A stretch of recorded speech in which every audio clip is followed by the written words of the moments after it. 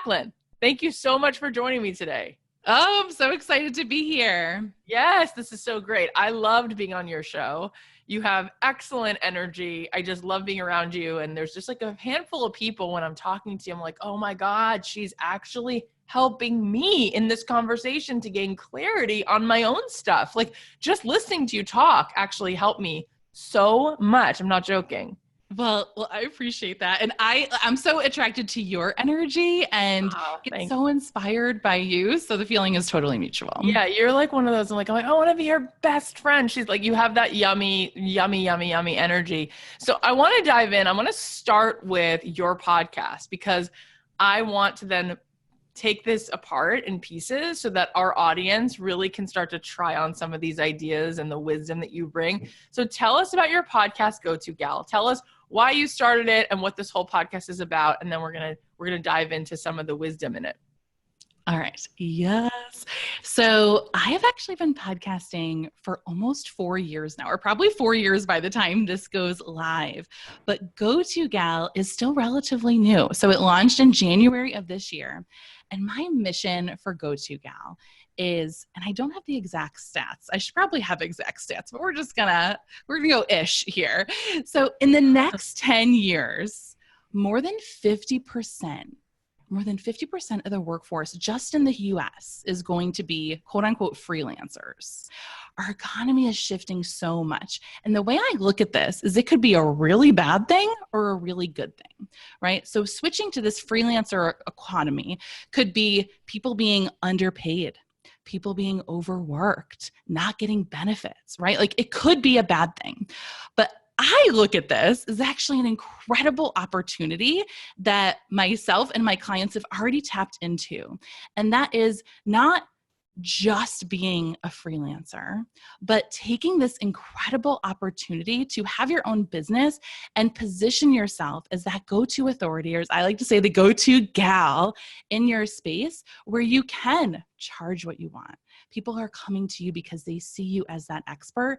And with that, you're able to create your own schedule, do what you want to do, and just create this whole life that is designed exactly the way you want it. So this is something where maybe there are some people that are nervous about this shift, but I see it as such a big opportunity. The key here is, yes, there's going to be a ton of other people doing what you do. And there likely already is, right? But that doesn't mean that you can't stand out, that you can't be the authority and have this on your own terms. So that is what my gosh. Everything I do is all about. And it's everything. It's so good. It's so inspiring because it is the truth. And it's not just true what you're saying, that people are being replaced by, not only is the job market saturated, but we have machines that can do so many things. And someone recently said to me, but you know what can't be replaced is creativity and passion and vision, right? But there are certain things that we are systemizing. And what's beautiful about it is that not only is that true, but what's also true is that it is a deep, deep desire for every person to really do the thing that they want to do in this world. And it's almost like this opening that's actually going to force us to really ask the question, instead of building someone else's dream, what are my dreams? Because I believe, and the reason I started this show, which is why I love having you here, I believe that every person comes to this world with something that they have to make, they have to express. And now I want to sort of dig into this a little bit, because I know people are listening to you and they're thinking, that's scary, it's exciting, but I'm not a standout at anything. How do I begin to even understand that I might be really the go-to anything? Like, where do we start to go with that so that we can maybe find some of those treasures? Well, here's the scary thing. You have to be vulnerable and willing to fail, willing to try and fail, because sitting in your living room thinking about this for the next 6 months or the next 6 years is not going to get you any closer to that answer. The clarity is going to come from the action. And taking action means you're going to mess up, you're going to fail, you're going to fall on your face, you're going to learn so much, but those are going to lead you to where you want to go. I want to have like this big, like, you have permission to pivot. I think a lot of people put a lot of pressure on, I'm going to start something and this has to be it. 100%. But that never happens, right? Ever. Like nobody ends where they start. In fact, I think that's probably a bad thing if you end where you start, right? Yeah. So having that permission to try and pivot, and especially when it comes to becoming an authority on something or becoming a go-to gal, people are a little bit afraid. It's like, well, to niche down or to have an expertise. And what if I get known? Okay, this happened to me too, so we can even talk about this.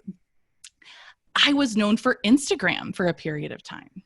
And that was something I actually never set out to do. And I can tell that story. And it was not something I wanted to do long term either. But there is this incredible thing called the halo effect that we can use to our advantage. So this is a cognitive bias. I'm not going to get all sciencey on you here, but essentially it's once someone sees you as something, as a nice person, as an expert, as an authority, whatever that is, they are more likely to see you through that lens with other things. So once you are known as an Instagram expert, someone is more likely to see you as now an authority expert in my case, or whatever that is, right? So getting known for something actually doesn't give you a disadvantage if you want to pivot down the road. It gives you an advantage because people already look at you through that authority lens. Wow, that's really fascinating. First of all, you guys, I could listen to Jaclyn talk for hours. I could just sit here and listen to you. I love being in your company and listening to you talk. That's fascinating because I know a lot of people who are multifaceted and have a bunch of different things that they like and that they're good at. And they've really felt like that was a curse and a blessing because it's really hard to choose. And I think part of it is like, but if I become known as a children's book illustrator, what about the part of me that really wants to do travel writing and that's more for adults? And then how I'll get pigeonholed. People are afraid of that. And what you're saying is that's not correct. You're saying that just by you sort of coming onto the scene, people start to know you as somebody who they can trust and look toward for any kind of advice or insight, and then they're able to see that move over. Is that true? You don't still get like known as that thing? Well, you might still be known as that thing for a while, right? I mean, we think about Amy Porterfield as a great example. She started out as a Facebook marketing expert, right? And has been able to expand that over the years where now most people probably don't even know that about her, but that was what she was known for back in the day. So this is something that if you dig into a lot of people who we really know, who are, maybe on the celebrity level or who maybe are celebrity in our different niches, they rarely started out with what they're doing now. But when you're trying to do everything and you're not an expert at everything, so when you're trying to do too much too, you also have that disadvantage of you're never really able to sharpen that knife. You're never really able to have that stand out in one area. Now, I'm sure there are exceptions to that rule, but by getting known for one thing, you can absolutely leverage that to expand, whether it's to niche up in that industry or whether you decide so many people go from business coaching to health coaching and make really big leaps like that. And this is why it works, because once someone sees you through that authority lens, you can definitely transfer that over. Yeah. And you're absolutely right. I can't actually think of anyone who's been on this show who started and wound up where they started. It's always a journey. In fact, the other day, Evan Carmichael said to me, if you have a 5-year plan and you know the next 15 steps for your career, I guarantee you're not thinking big enough, because there's no way that you could possibly know what is really there in terms of your potential and what the world's going to want from you. And so it is going to be an evolution. Now, I want to take this sort of where we're at and meet people where they're at with two things. We're going to do two pieces. First piece is people are going to say, great, I got it. So where do I begin? Which thing do I choose? 71% of our audience, when we surveyed them, said, I don't know what my passion project is. I just know I want to live life on my terms and I don't like the day job that I have, but I have like 4 things that it could possibly be. So Jaclyn, How do you know in your gut? What sign do you take as like a yes? How do you figure out which thing to dive into as like, okay, I'm going to go all in on this thing first and do it. How do I know which one that thing is?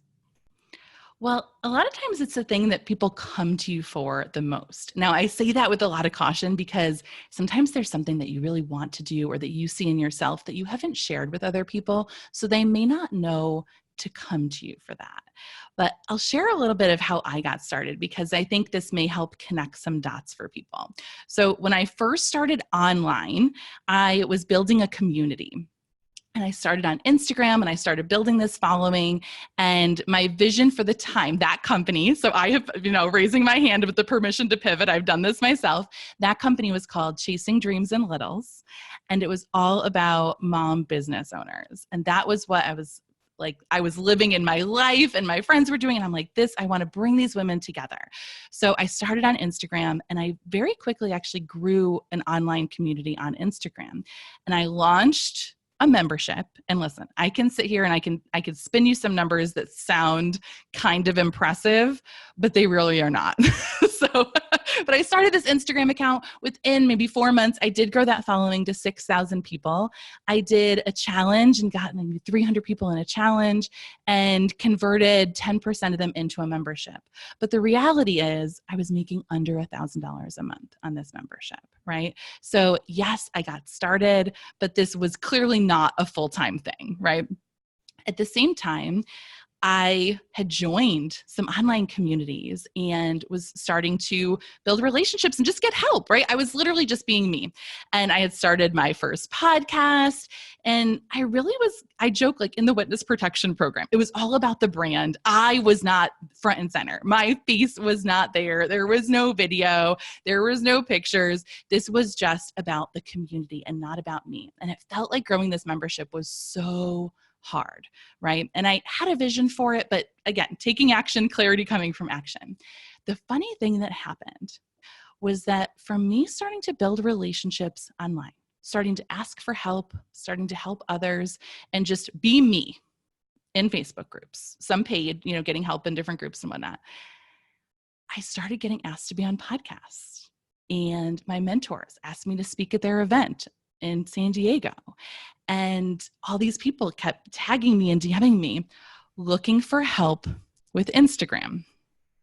Now, I never said I'm an Instagram expert. I was not sharing any tips or tricks about Instagram. None of this was happening. So I had to take a step back and was like, what is going on here? I'm trying to sell this $29 membership for mom business owners. And all of these opportunities that are landing on my lap and all of these people that are basically like saying like, how can I pay you money to teach me what you're doing, are all coming to me for Instagram. And what happened is by accident, I had built this personal brand as a go-to gal, as an authority for Instagram. And that was because I was showing and not telling. Now, all of this was by accident in the beginning, right? But instead of getting online and saying, I know things about Instagram, you should hire me, because I was not trying to actually do that, right? Which a lot of times we're doing is like, come buy my thing, come, hire me for this. And, maybe sharing some tips and tricks. I was showing people through building my other business by using it. They could see me doing it, and that attracted them to me for that. So this was very fascinating to me. And I rode that wave for probably a year of like, okay, great. You want to learn Insta? Like, I will teach you this. But the reason why my Instagram was working was because I know brand and marketing strategy, right? And that was what I was plugging into it. But I knew some hashtag tricks and this and that too. But all of that to say, I never would have realized that one, that was how I was going to get attention from people online if I wasn't actually showing up and doing anything. Two, I don't think I would have realized that people would come to me for brand and marketing strategy. And they didn't realize that either. They were seeing it on Instagram, right? They weren't saying, Jaclyn, teach me brand strategy that you're doing. They were seeing me do Instagram and they're like, teach me that. I'm like, okay, I can teach you that, but this is how I'm going to teach it to you, right? So through doing that, I was able to start unpacking what I actually bring to the table, because I had a lot of blocks. You'll laugh, but here I was like, I didn't even want to buy my own domain name at first. Someone's like, oh, you should just send people to jaclynmellone.com. Like, I don't want people to go to like my name. I had such a block on having a personal brand in the beginning. The funniest part of this is one of my past jobs was building personal brands for people. So sometimes we've done things 5 years, 10 years ago, and we discount it, we can weave it into what we're doing now. So really the clarity does come from the action. And I feel like the best way I can tell that to you is by showing through. And it's so, so true. You know, I came out to Los Angeles to get a record deal because that was the thing that I had front in my mind. And I got dropped from a label, got another record deal, got dropped. And then I remember there was like a television show with the Jim Henson Company, and they kept saying, you should be like doing Mr. Rogers. Like, that's, your music is so uplifting and you help people and you give to people. And it was like, okay. And then that show didn't sell. And then I started writing music again. And then I started having other artists teach me, help me, inspire me. And I was like, okay, you're coming to me for this. I don't inspire other artists. No, start a business doing that. Teach other artists. So I started a course teaching other artists, and it went like bonkers. It was so successful. It made 7 figures a year. And I was like, okay. And then artists in my class were like, can you help other artists? Like, bakers and dancers. I have friends in LA who are dreamers and they want to do other things. I'm like, what? Me? What? And then I was like, okay, I'll start a podcast. And it was just like, it was constantly being shown to me that, Kath, you might love songwriting and you might love all of these other things, but the thing that the world keeps asking you for is for you to shine a light on other people and show them what's possible, because you do that so well. And sometimes we don't see, right? We don't see that. And what you're saying is the first place to go is, what do people come to you for, right?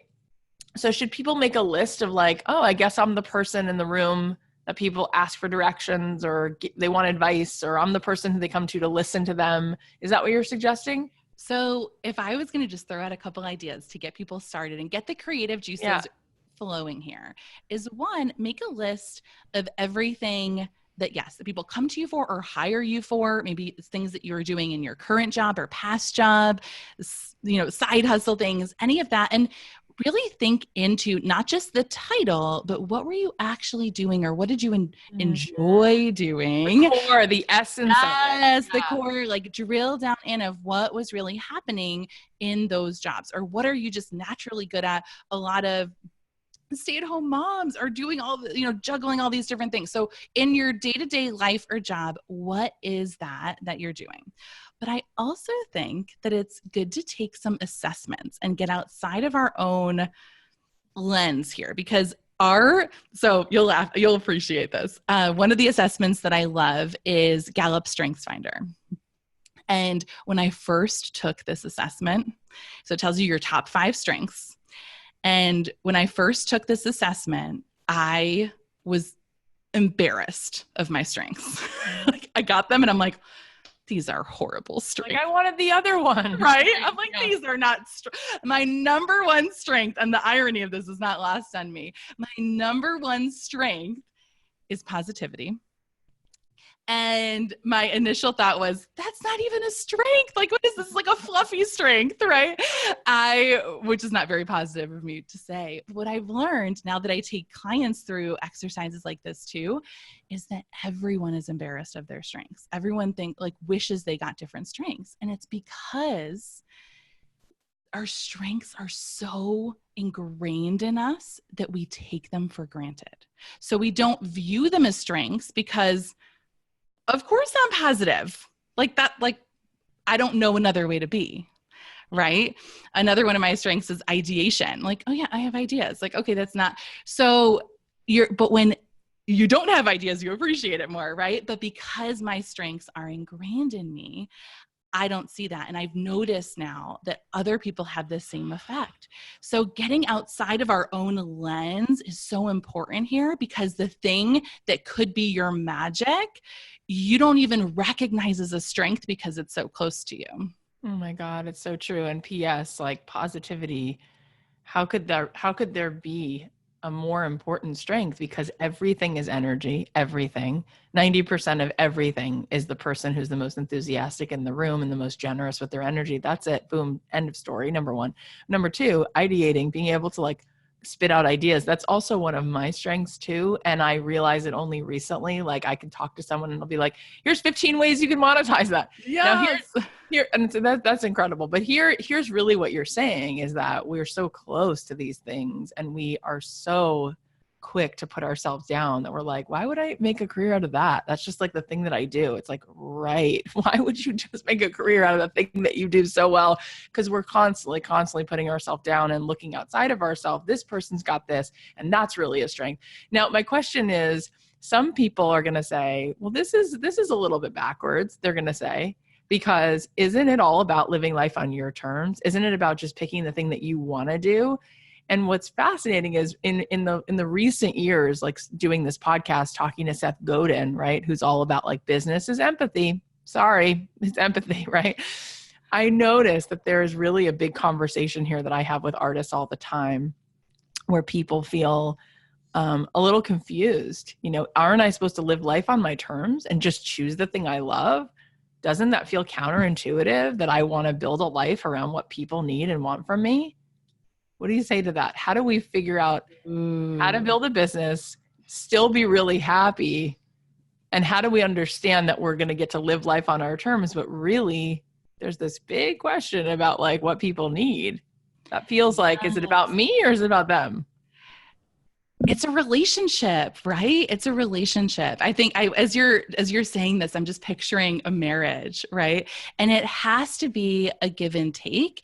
And we have to be able to show up with what we bring to the table and crafting the business to work towards our strengths. So if like with my top strengths, I don't know the order, but positivity, ideation, strategic, futuristic, and woo, winning others over.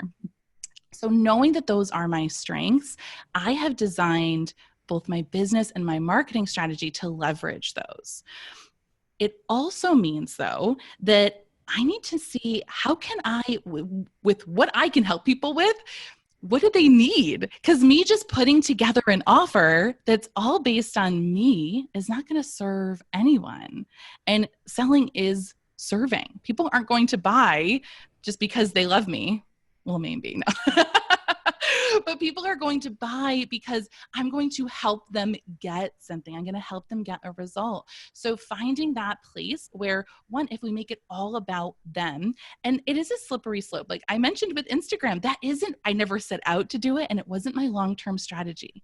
I was able to leverage it to get me to a certain place in business, but that wasn't what I wanted to do. And it's important to realize that with that other business I had with Chasing Dreams and Littles, people are like, well, survey your audience. Everyone wanted help with time management. I'm like, I am not your girl for that, right?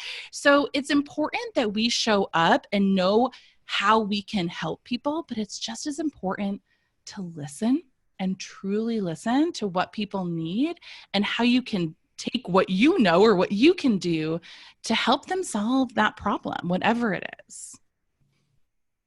I'm just sitting here thinking this is one of my favorite episodes. I'm so happy you're here and so brilliant. Well, and I'm unpacking this as you're asking me with that. So I'm loving this conversation. I'm a verbal processor too, in case you can't tell. Me too. I think everything about us is, I'm like, same. Me too.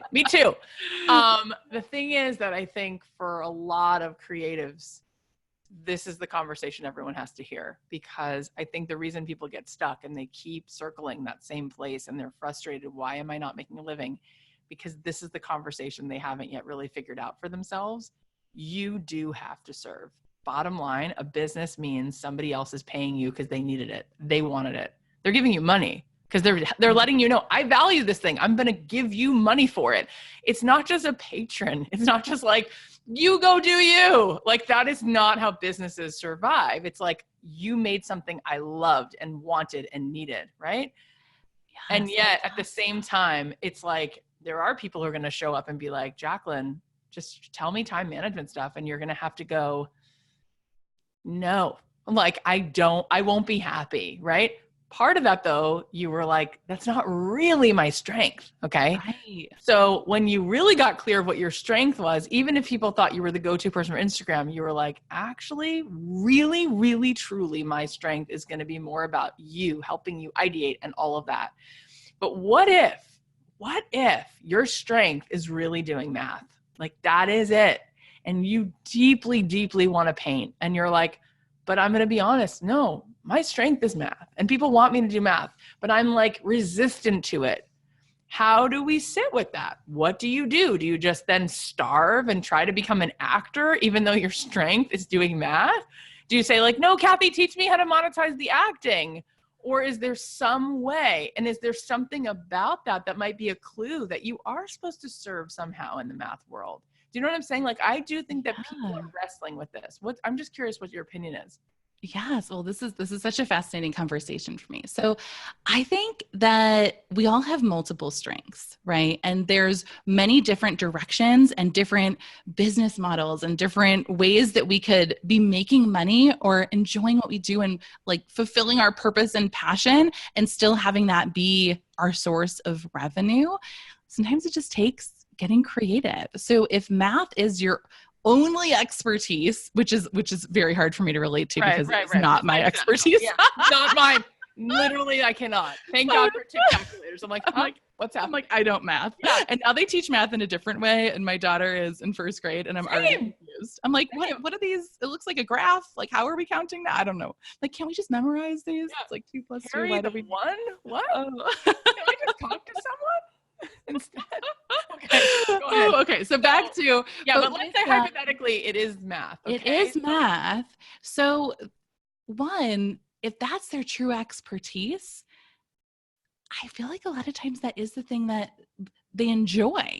But if it doesn't, if it's like, that's what I like, am amazing at, but I don't like doing it. Sometimes it's just the wrong environment or the wrong application of it. Like maybe there's a way to apply that into the art industry if that's where their purpose is. I think it's really important to think outside the box. Sometimes we are only surrounded by people doing things a certain way. Or right now, and I don't know if your audience is tuned into this, but right now in the online marketing space, everyone thinks that in order to scale, you need a digital course, right?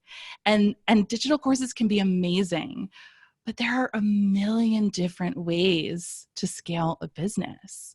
So starting to like get outside that box of this is the only way to be able to make money, like taking that math and applying it across all different industries. I'm sure there are really different creative ways that you could serve and do what you do best, but do it in a way where you feel like those numbers have meaning. Yeah, exactly. And you're totally right. Like I just started because I love to ideate. I was like, oh my God, if I made up this person, but if this person real strength was in math, but they really just wanted always to be in the arts. I loved what you said. It's like, how can you take math and make it something that's fun and creative where like now you're standing out and like the math you do is for people in the arts, right? And so it gets to be creative, you get to work with those folks and you get to use creativity to sort of teach it. And then all of a sudden, maybe you're having more fun, right? But you get to actually do the thing. Because I think you're right. If you are good at it on some level, you must love it, right? Because you have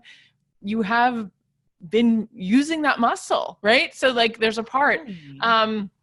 Okay, so the next question is, and this is another huge topic, and it's a little bit of a pivot from where we were, but it's really in line with everything that you're talking about. Now the person goes, okay, so we just talked about how do you choose it? Where do you start? Now the person's like, okay, I have an idea then of what that is, but I don't believe that I'm a go-to person. I don't feel like I have authority. I don't feel like, who am I to do this? There's already 15 people who do this. Why would anyone come to me? Like, I'm not going to be the go-to person. And I'm just like, okay at it. Well, here's the thing. So here's the thing with identity. Because in that case, you're like, I'm not the authority, right? So now you've just taken an insecurity and you've made it part of your identity. And this is an important clarification here because identity is based on belief. So if you don't believe it, you're not. But if you do believe it, then you are. And the possibilities are infinite. So the key here, and this is one of the big things I work with clients on, because becoming that go-to authority is not just about taking strategic action. I can lay out a perfect plan for someone and we can go through strategy by strategy and all the action items they need.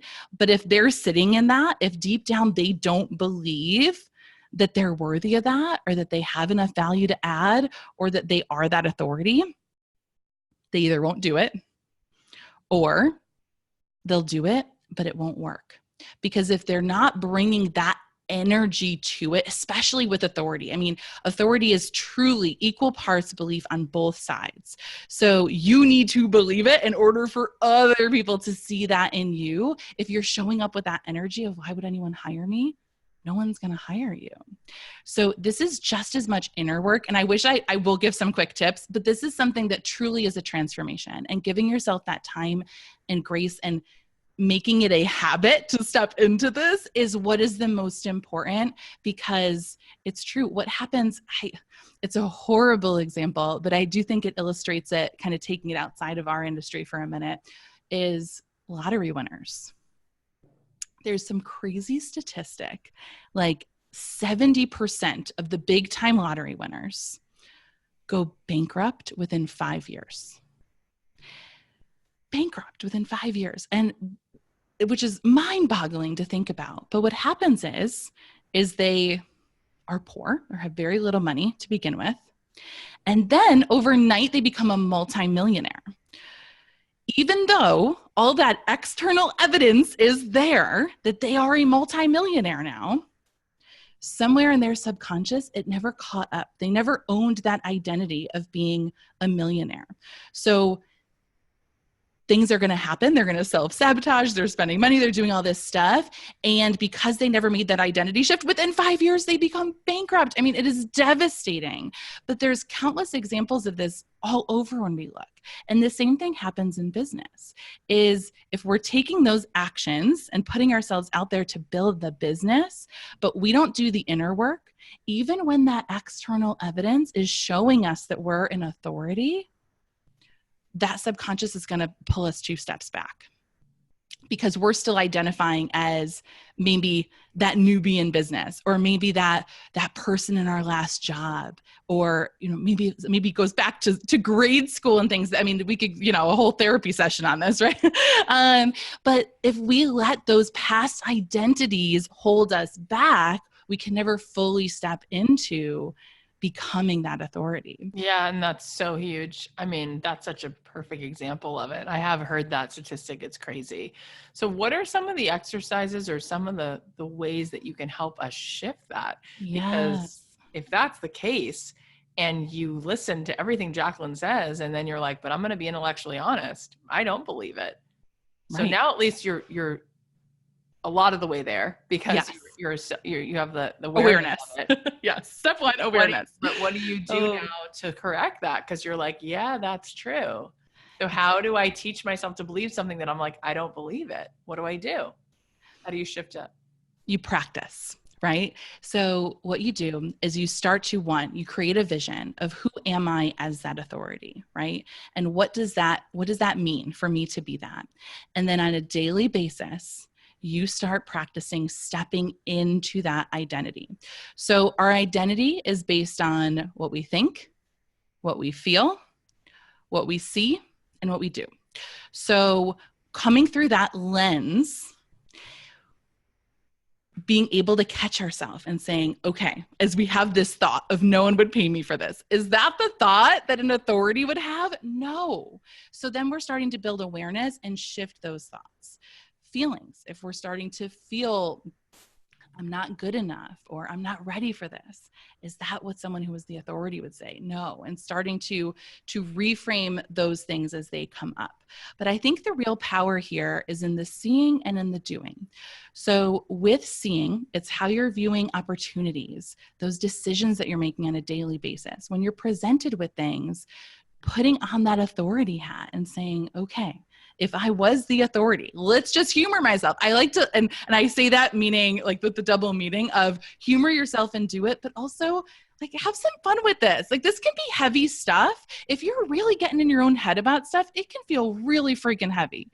So like being able to kind of shake yourself out of it a little bit and let some humor into this and say, okay, if I was the authority, would I apply to go on that podcast?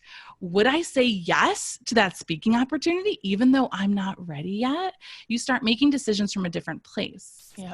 And I think what I'm saying last, but is probably the best place to start, is with some small daily habits in the doing. So that person that you are as an authority, what do they do every day? And it could be as simple as, what time do they wake up? Or how do they manage their inbox? You know, maybe it's just that shift of, instead of just being reactive all day, you're now being intentional with your time. But being able to start one at a time, layering in these habits, you literally are living through that person, and then you become that person. It's one day at a time. It is a long-term transformation, but stepping into it, you can't just sit there and think about it all day. Like literally stepping into it and embodying that is how you have transformation. It's 100% true. And I love all the things that you're suggesting and ways to reframe it. And then you're saying, and the most important thing is the doing it, because when we do things, we get to the moment and we realize, like, I can do this, but only through doing it. Like, I remember my whole life, a good example is, like, my entire life, I used to think, oh my gosh, one day I'm going to be in labor and have a baby. And I don't want to. I used to think, God, I wish I wasn't a girl because I have to be in labor. I used to be so afraid of it. And then it came time, right? I've had 3 kids. And my labors weren't super simple or anything like that. But I was in the moment. I arrived in the moment. I was like, oh, I'm doing it. I'm okay. I'm okay. I'm in pain, but I'm okay. And then the first time I did it, I remember afterwards, I felt so good about myself that I had, like, done that. And you know, it was intense, and I did it, and I taught myself, like, I can do hard things, and I was okay. And I actually was better at it than I thought I was going to be. I was able to handle it. I tolerated it, and I was okay, and I actually enjoyed some of it, right? Only by doing it. And obviously that's 100% the case in everything I've done in my business. I was scared, but that was something I was super scared of, because I had no way of knowing how much pain, what it would feel like. I was equally as scared to start a podcast, write my first record, go on my first date, you know, get married, all of it. Then you do things. And when we do things, we actually start to learn, because when you start doing something, I think some people are waiting for the fear to go away. And it doesn't go away. But when you do it scared, as Ruth Soukup says, and you do it scared, and you do it scared, and you do it scared, you just get less and less scared. You build more confidence, and you build more clarity. So I really love that. And I want to, I have one more thing I have to share about this, because as I'm thinking about it, I'm like, okay. And you have to look for the evidence, because a lot of times we have taken on something as our identity just because, right? Maybe we now say, I'm a perfectionist, or I'm a procrastinator, or I'm a neat freak, or whatever it is. We've taken on all these things as our identity. And when we're holding on to something that maybe is or isn't serving us as our identity, it's blocking us off from seeing other things. So looking for that evidence to start confirming that you are that thing. I won't tell the whole story because it's very long. This is actually a big part of the keynote that I give. But my husband took me on this amazing bucket list trip for him. It was his bucket list, not mine. We went to a place called Havasupai Falls. We had to hike in 11 miles. It took us 7 hours to get in. And it was this, we camped for 3 days, no toilets. Like, this is roughing it. I am not a camping girl. I'm not a hiker. This is right? So I'm like, here I am. I'm not a hiker. What are you signing me up for? What are we doing? How am I going to survive this? And was totally getting in my head about this trip, right? Now, simultaneously, while we're at the airport going to this trip, I get a text asking me to give a keynote speech in front of 300 people. And I have never given a 45-minute straight motivational keynote before, right? I've spoken several times, but usually it's on my area of expertise. It's not just all, a motivational talk. And with that, instantly I say yes. It was not a question that I was going to give this keynote. That was happening. I had no keynote written. I had no formal training on how to do a keynote. It was happening. And looking back with speaking, the first time my mentors, Jill and Josh Stanton with Screw the 9 to 5, they asked me to go to San Diego and speak at their event. And immediately I said yes. I was pregnant. I knew I was going to have a 4-month-old. I'm like, done. It's happening. And as soon as I came home from that event, I logged into Google, I logged into my Gmail, and I changed my signature to add speaker to it. And I went onto Instagram and I changed my bio to say speaker on it. And I felt like a speaker, and I had only spoken once, right? But I took that on as my identity.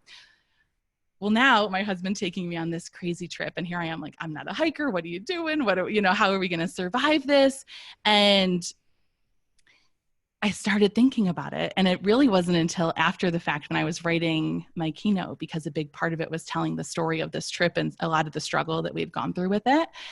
And I started putting together the pieces of, oh my gosh, I was in Girl Scouts from 1st grade to 6th grade, and we would hike all of the time. We live miles down the road from a beautiful park where we go hiking with the kids all of the time. We've gone to Lake Placid and hiked. And I'm like, I have probably hiked dozens of, if not hundreds of times in my life. But for some reason, somewhere along the way, I took it on as my identity that I'm not a hiker. Whereas with speaking, I spoke once, and here I am declaring to the world that I was a speaker, right? And I think this happens so often where we just accept something as our identity and we close off all of the evidence. Yep. And all the possibilities. And we compare ourselves to other people. We're like, no, that person's a hiker, not me. More of a hiker, right? I don't look like a hiker. I'm not in the best. Don't even call me that. Yeah, exactly. Yes, exactly. I have a friend who's a doctor, and his father's a doctor, and his grandfather's a doctor, and they were like top surgeons. And so when people call him doctor, he's like, I'm not a doctor. Like, I'm just a kid who's like grew up to be a doctor. It's like, no, you're a great doctor. He's like, no, my dad's doctor. I'm like, what? It's the same feeling of like giving yourself that authority and that permission, because of a lot of times we're comparing ourselves to somebody else, and there's a negative association with ourselves because of it. Now, I want to talk a little bit strategy, because you are so good at ideas and you're so good at tactics. And this is really what you do so well, is not only do you give people this sort of light bulb of possibility, but then you set them into motion. So many of our listeners, I would say almost all of them, not everyone, but a big majority, they want to start their own thing. And so now let's say they get it. They're like, she's right. I'm going to move into action. What is the right action? What are some of those go-to things that I really should focus my time on if I'm going to start a business? All right. So are we talking business models here? Is this like, how are they going to craft those first offers, or how they're going to make money and sell the thing? Yeah, because that's huge. And I don't even think people even know that they should have a business model. They just think like it's this big question mark of like, I got to get into business. So right. Yes. What's a business model? Yeah. Is that even an option? So here's a good way I want you to think about business models, is that as you're out there saying, okay, I want to do this thing because I'm passionate about it, or this is my purpose, your business model is how you fulfill that purpose. And there's many different ways to do that, and it will likely change. And I actually think that where people go wrong with this is listening to podcasts, or maybe people are a couple steps ahead, or maybe they're following other people who are way further ahead and seeing what they're doing with their offers that they're getting ready to scale, and skipping the messy part. And I see so many people now saying, oh, I need to have a productized service, or I need to have this perfectly packaged offer. And what happens is all by themselves, or maybe with their coach, they craft this perfect thing, right, behind the scenes, and then they announce it to the world and they try to shove it down everyone's throats, and it's not actually what anybody wants. And then you feel like a big giant failure, and you go back to your job. And I've seen this happen so many times, and I think people take it personally in that case, right? Of like, I tried, it didn't work, or maybe there's something wrong with me, or I'm not cut out for this. And that is just not the case. So whatever it is that your thing is that you're still trying to figure out, one, I just like we talked about with the possibilities are endless, the possibilities are endless for business models too. So I'm sure you have ideas for how you can start packaging this, but think about, I am all about serving that client or customer first, and how can you get them that result that they want, whether it is a delicious donut or whether it is, creating a website for them, whatever it is that you're doing, of thinking about okay, what do they need? And how can I take what I do and serve them with this at the highest level? How can I fully solve this problem for them? And think through that lens. But here's the thing, without actually talking to these people, you're very unlikely to come up with the best solution for this. And this is why I'm a huge proponent of getting on the phone with people, working with, I mean, if you're in a business where working one-on-one with people is viable, do that. If they are paying you for one-on-one coaching or consulting or whatever it is, you're literally getting paid for market research. Literally getting paid for market research. That was how I started bringing mindset into my business, because I started getting on the phone with clients, and on the outside, it seemed like everyone wanted strategy and marketing. And as soon as we got on the phone, they would tell me what was really going on and why they weren't implementing. Mm-hmm. And that's when you start to see the patterns, is when you're talking to multiple people. Right. But the same is true for if you're selling a product or artwork. Talking to multiple people gives you that insight to say, okay, this isn't just what my best friend thinks. This isn't just what that person on the podcast thinks, but now I'm seeing a trend or a pattern across the board. We had a woman on, Sarah Oster, who's like, she's like the most well-known sound healer. She does sound baths. Like she did the biggest sound bath ever in Madison Square Garden for 10,000 people. She was on the Oprah cruise. She does Gwyneth Paltrow's Goop events. But the only reason she even does it is because she was a yoga teacher, which was a more well-known path. And she just decided to like begin and end her class with like a little sound bath. And that was the thing. Every single group was like, what's that? Can we have more of that? And she's like, oh, that as like that's just that. That's what you want? Just that? You don't need me to do yoga and stand on my head and literally do the splits and get on all the props? No, just that. She's like, okay. And then every single person that we've had on has talked about that at some point. Jonathan Adler was like, I called up Barney's. I was like, here are the pots I made. And they were like, cool, we need a totally different glaze. So we would never buy that, but we love the look of it. It just would need to have the crackle glaze, not the shiny glaze or whatever they said to him. And he's like, great, I'm so glad I asked you. And Jennifer Weiner was here talking about like writing books and how so many people, they're like, I'm just writing books before I'm even talking to, you know, who's the literary agent, who's the publisher, what do they need? What would they have changed? Oh, they would want the character to be this way. Oh, that's so interesting. People are just not in the habit of that. So how can they tangibly take action in that way? Not everyone's going to be Jonathan Adler and call up the buyer at Barney's, right? Not everybody is going to know what that even means. When you said I got on the phone with people, they're like, who am I going to call? My mom? Who am I calling? My best friend? So what's that first tactical step of starting to understand and get the insight and feedback and market research? What do we do first? First step for market research. So give me an example of someone or an industry. So you said I'm either making donuts or I'm making websites. Let's go with donuts. Let's say you're the person who makes donuts, right? Okay, I make donuts. What do I do, Kath? What's my business model? I got to open a brick and mortar, right? It's like, hold on. Let's validate your idea first, right? So step one is like, who's it for? I think, right? Right. So and then what do you do? Donuts. And here's the thing. You might have an idea of, oh, like I think these people need donuts, right? But until you start actually selling the donuts, you may not know. And I know laws are different in all states, but one of my neighbors is a baker. She doesn't make donuts, but she does make cookies and cakes. And she started baking from her home.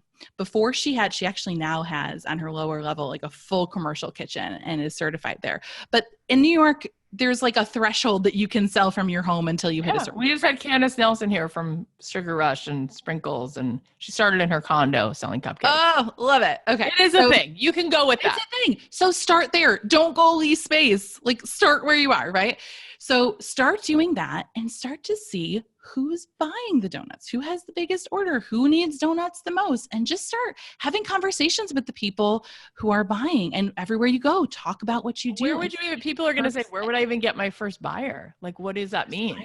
Okay. So, well, first, your friends and family, you want to spread the word that way. Start with your network, but think strategically too of who do you think might need donuts or cookies. With my neighbor, her kids were playing sports. So she started bringing cookies to the games. I love this story because she was bringing cookies to the games. And then someone said like, oh, it'd be cool if you could put the team logos on the cookies. And same thing, people started buying cookies for different events. And they're like, oh, it'd be cool if you could put our company logo on the cookies. And what she realizes, she got this machine to be able to put logos on the cookies. And that part of the business, one, was taking off the fastest because whether it was the corporations or the sports teams or the charity events, everyone loved having the ability to personalize that cookie, right? It was also the part of the business that was the most profitable and scalable because she could make the cookies ahead of time and then just print out the part to go on top and all of that and the profit margin on them, all of that stuff. And when she started looking at it, it was like, wow, like the difference between making a custom cake and for a little kid's birthday party versus doing this, like there's so much opportunity there. And she started leaning into it. So it's going to be different for everyone, but starting to just put feelers out. And I don't know, when I first started my business, I was embarrassed to talk about it. And I would think that people wouldn't understand it. And I would go to events for my daughter's preschool and people would ask, and I'd say, oh, it's complicated. And I didn't really know. I assumed that they wouldn't understand or be interested. And so I wouldn't tell them. Now I don't do that. Now I confidently tell everyone who asks, or maybe they don't ask, right? I talk about what I do, and my mind has been blown at how people react to it in ways that I never would have expected. So let's go back because I think that people are going to want to go to the next step because it's so good. It's so good. So step one, first, before we even got to step one, we were talking about like, how do you know what you love? Think about what you're really good at. What do people come to you for? Then you realize people do come to me for these donuts, right? I guess and I do love it. I guess I just never did it because I didn't know how I would monetize it. So then step one is you're going to test it. You're going to find some customers. Don't try to be the go-to gal out of the gate. I think that's the key thing is it's okay to just try stuff. That's how you're going to learn. Okay. So you start to do it and then you get the feedback. And then what's the next thing? Like when do you get the green light to go to level 2 and the next step? And when you say business models, and there's a few different ways, it seems like there's more to the story, right? Like first I'm going to test it. I get a few people, they start buying my donuts. I get some clarity. They like the salted caramel. All right, that's my best seller. What's my next move? Well, this all depends on your goals, but if you're looking to scale this business, then I think you start looking at, okay, one, where is that interest and how can we serve that client at the highest level? And how do we take what we're really great at, whether that's your, an expertise based on knowledge that you're doing, or whether that's a physical product, and how do we do that? Now, I will say, I don't work with physical product business owners on the business model side. So I'm not as familiar with that, but I do help that side with their personal brand and authority. But with service-based, in terms of they're taking their business models, it's like, how do you take this and be able to scale it? Right. But you can do that with product too. Well, let's say it's a service-based. So that could be a yoga teacher, that could be a home organizer, that could be a person who builds your website. So, okay. So now you've tested, you got a few people, you've done some home organizing. Now you want to take this to the next level. So now you think of how do we get this result for multiple people? How can we make a bigger impact and restructure this to get that same result, but in a different way? So for the donut, maybe that means catering or doing events or, getting outside the box in that way and not selling one by one to individuals. For service-based, that could mean taking it online, or maybe scaling an agency. It could mean a digital course. It could mean a program. It could mean keeping it one-to-one and hiring other people that you're training and certifying in your area of expertise.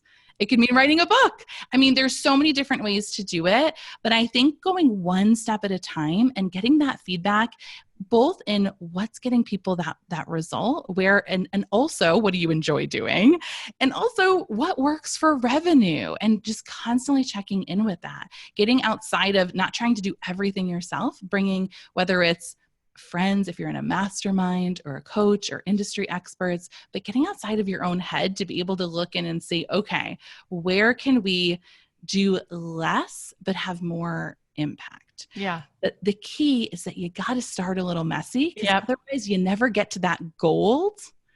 Like, my neighbor would have never known that there was this big opportunity with putting the logos on the cookies if she didn't get out there and make a whole bunch of cookies and see that those were the ones people were drawn to. Yep. Now, sort of rounding this out as we're closing out, one of your specialties is branding. And I think that what's needed here is not only do you need to take these steps, but you have to stand out, right? You need to be effective, and people don't necessarily really understand sales or really understand how branding and sales actually becomes a really important piece. The storytelling, the branding, that's a lot of the sale already, right? And you're so good at that. So as you're building whatever business, what are some important things to keep in mind to make sure that that really is dialed in? Sure. So the subtext to that business model conversation is that you're likely niching either in what you're offering or in who you're offering it to, and many times a combination of both, right? And with that level of specificity, it allows you to truly speak to that person in a way that resonates with them on a level that you just can't do when you're trying to talk to everyone. So by having that clarity, one, you're able to really connect with them through your content, through your marketing, through however you're connecting with them, even just face-to-face at festivals, right? You're able to connect with them on a deeper level when you truly understand who they are and why they want that thing you have. So that part is so, so key. The other thing here, the added benefit, which I touched on earlier, was that when you have this specific niche, now every single time you make what you make or you have a client, you get better for the next client, because you are doing that same thing over and over again, and you're going to see those patterns. You're going to get better insights. You get better, and you naturally become more of an authority, right?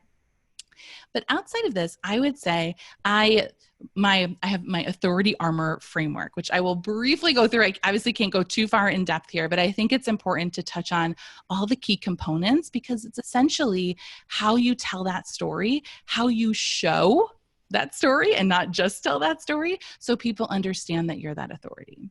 So it's ARMOR is an acronym, and A stands for that authority brand. And that is really being clear on who you're talking to, what your message is, what you stand for, not being afraid to take that stand and really stand for something and repel those people who don't align, but really massively magnetically attract those people that do.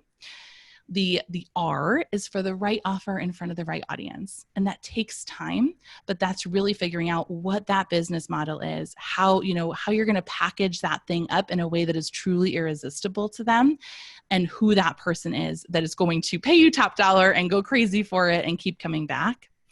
The M, so ARM, we're going through the M is the mindset. And that is truly stepping into that identity of being an authority. The O is leveraging other people's platforms. So as you're with the A, with your own, you're building maybe your own social media, or however you're building your own presence, not doing everything on your own, but truly getting out there and being on podcasts or being on the media and TV, writing articles, getting out there and leveraging other people's existing platforms to go where that person already is, and not feeling like you have to create it all from scratch yourself. And then the last R is probably my favorite of all of them, and that is relationships. And in this world of digital marketing where everything can be systematized and automated and funneled and this and that, relationships go such a long way.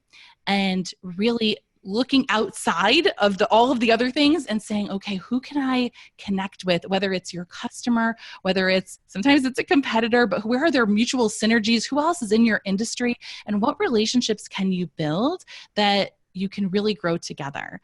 That's part of with go-to gal. I love that it's inferred within the name, because you literally can't be a go-to gal on your own. With the name, it infers that you're the go-to for other people. Yeah. And that is community. I love it so much. It's so good. Every word. So, so good. Last question. As far as branding, because you do have a background being such an expert in the Instagram space, and Instagram, when it's done really well, is a showcase for all of the things that you just mentioned. It's really clear who you're for. It's really clear what you're about. It's really clear what your offer is. So what are some of the things to think about in doing that well in social media and doing that well on Instagram? Like, what are a couple things that you think that are important to put out there, to have consistent, to keep in mind in terms of your feed or anything else you might want to share? Totally. And this works on all platforms. I'm actually really into LinkedIn right now, which is kind of fun. But I built my business mainly on Instagram, expanded to Facebook, and now I'm on LinkedIn, and I'm realizing they all have their nuances, but they're all pretty similar too, right? Mm-hmm. People are people, and you're connecting with people on these platforms. So the best advice I can give is the show, don't tell. So if you want your followers or whatever they're called on that platform to know that, let's give it another example of an industry here. So for the home organizing space, instead of getting on there and saying, we love to organize places so they look really great. Or a lot of times people will just we love building relationships with our clients. So instead of getting on and saying things like that maybe that's the message you want to get across, but by saying it, there's a disconnect, right? So think of those things, write those things down. What do you want people to think, right? What do you want people to know about your business? And then think how you can tell that story. So instead of saying, we build relationships with our clients, where's a client that you can tell that story? And actually, my uncle is a doctor, and I just went through brainstorming some ideas for him, and he had this picture of him with his patient from 30 years ago and with her daughter who's pregnant, and he OBGYN. And so he delivered this 30-year-old girl 30 years ago, and now she's pregnant and he's going to deliver her baby.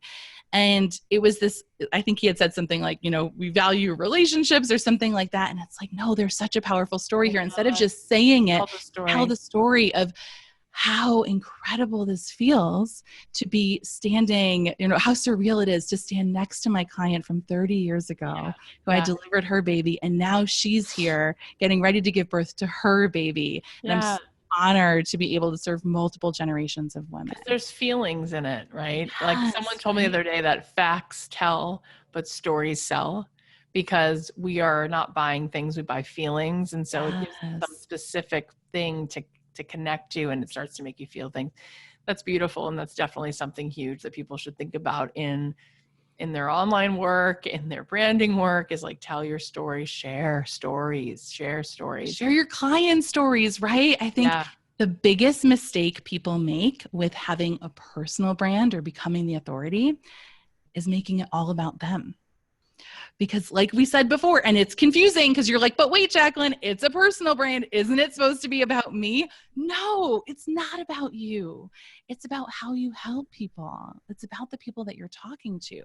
So talking through that lens, you're not the person who's like, come look at me and how great I am. Everything you do is for them. So sharing it and showing it through that lens is what invites them into the conversation where they actually care and they want to pay attention.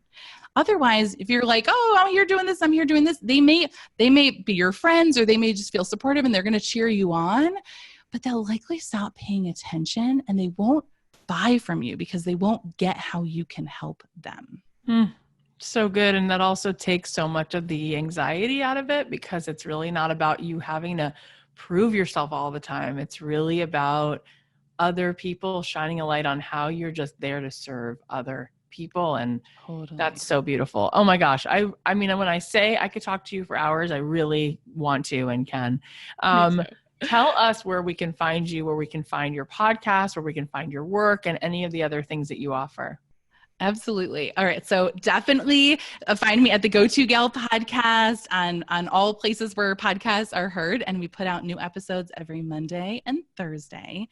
And then I actually have a freebie for anyone listening today. If you go to jaclynmellone.com/Kathy, you will find it's my 30-day of authority building action plan. So essentially it's having me in your pocket for 30 days telling you Wow. what to do every single day for 30 days on both the inner work, the mindset, and the action taking to be building your authority. It is I am so signing up. powerful. I want it. I'm not joking. That is true. I'm going to sign Oh, up. That is awesome. Thank you for creating that freebie. Thank you for being here. Thank you for everything. I just love you. I love your energy, and I love everything you shared. It was so good.